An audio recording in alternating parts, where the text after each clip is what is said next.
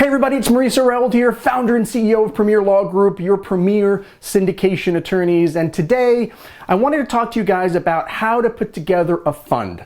Obviously we're in kind of crazy times. If you're watching this, we're in the middle of our global pandemic, and probably 85 to 95% of the phone calls that I'm having are with clients or individuals who are interested in putting together a fund.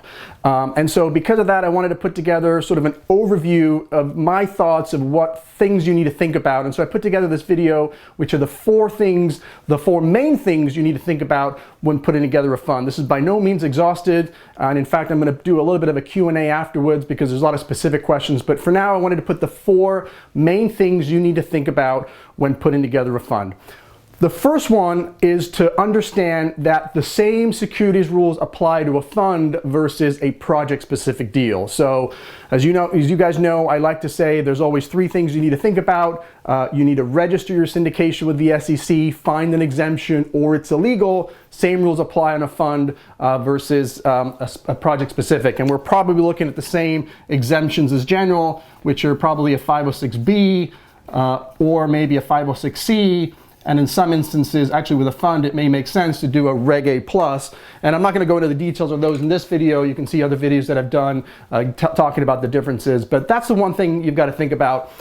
There's always two parts to putting a deal together. One is raising the capital, and then the second is what do you do with that capital. And so when you're raising the money, same rules apply. Most likely it'll be a 506B, but you can take whatever exemption you want to rely on. So that's really the main issue, number one.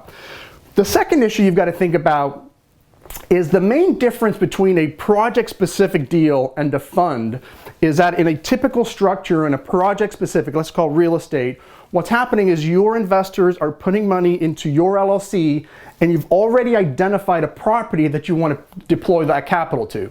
And so one of the advantages for the investor, for the passive investor, is yes, it's obviously critical that you, the sponsor, are qualified and can do a good job, and that the investor has the confidence that you can execute on that plan. But the investor here can actually do a little bit of their own due diligence because you're going to have a property, you're going to have the pretty pictures, you're going to have a pro forma, you're going to have a use of funds, you're going to be able to show the investor your specific underwriting of that particular deal. That's the advantage of doing a project specific. When you come over here to do a fund, the challenge is the idea is that you are raising capital, but you haven't identified a particular asset yet. And so the main difference is instead of being very specific about the pictures and the underwriting and your strategy, you're going to be doing what we call parameters. You're going to tell the investors, look, I'm raising capital and my goal is to do the following. And that can be all kinds of things. But you want to be giving the investors sort of an idea or parameters of what you want to be investing in. That might be multifamily, it might be single family homes, it might be specific locations, it might be a completely different asset class, but you're explaining to your investors what exactly it is that you are going to put the money.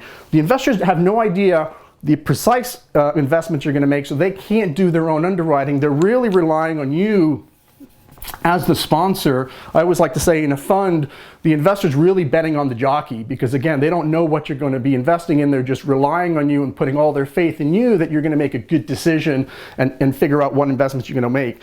So that's the main difference. Your business plan is going to look a lot different under a fund than it's going to be under project specific. We're not going to be having pretty pictures.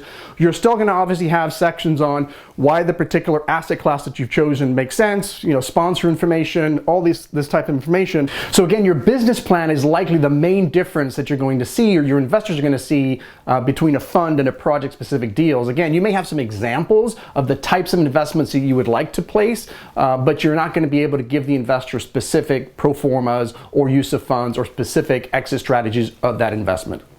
The third thing you need to think about is your exit strategy. And here, when I say exit strategy, I'm not talking about the exit strategy of the specific property or the project, but the exit strategy of your investors. Are you going to structure your fund so that it mirrors, for example, a project specific, meaning, hey, look, my fund's going to be 5 to 7 years. Once you get in, that's it, you're in there for 5 to 7 years, just like a project specific, or are you going to allow them to come in and out of the fund? So the easiest one is probably just, hey, let's set a 5 to 7 year term, and once you're in for the 5 years, and at the end of the term, we're gonna liquidate all our profits and we're just gonna distribute those to you guys as the investors. That's one way to do it.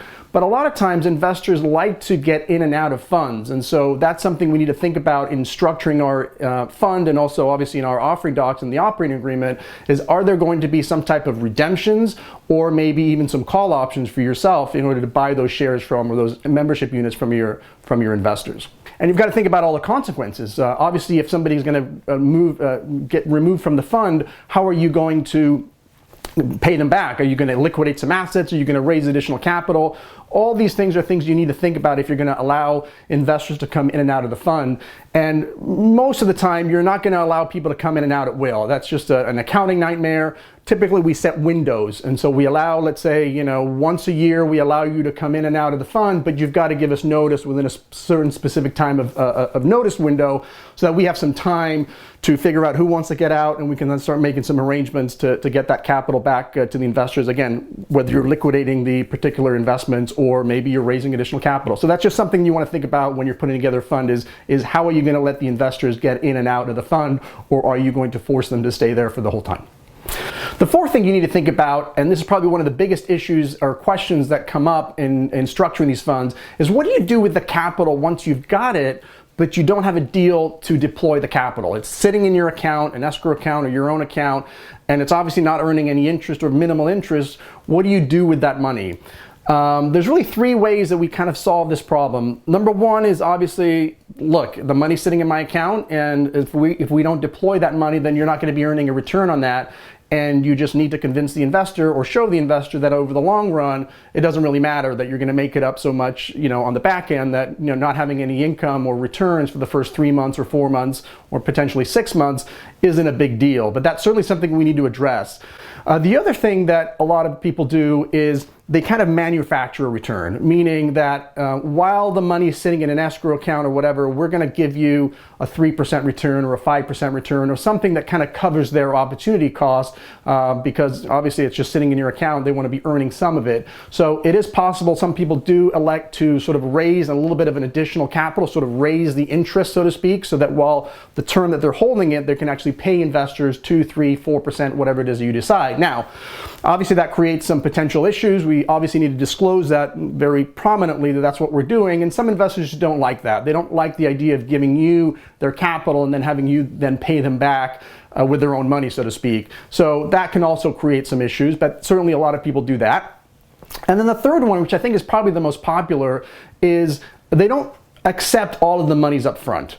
Now, some people accept none of the money up front and then just ask for it later once they've identified a property, but there's a lot of risks involved in that, meaning the investor may change their mind, 6 months later when you need the capital, maybe they had a medical emergency, maybe something else is going on, so it's a little bit of a risky strategy. But one of the most probably favored strategy is just accept a small percentage of the amount. So let's give you an example. Let's say that you are, you're raising, or you have $100,000 from a particular investor. Instead of asking for the whole 100, they only give you, let's say, 10% of that. So they give you $10,000 first, and now you're only sitting on 10% of the cash. And then when you identify the property, you all agree that you're going to do sort of a cash call. You're going to request the additional 90% of the money, and that money then is due within 3, 4, 5 days, something really quickly.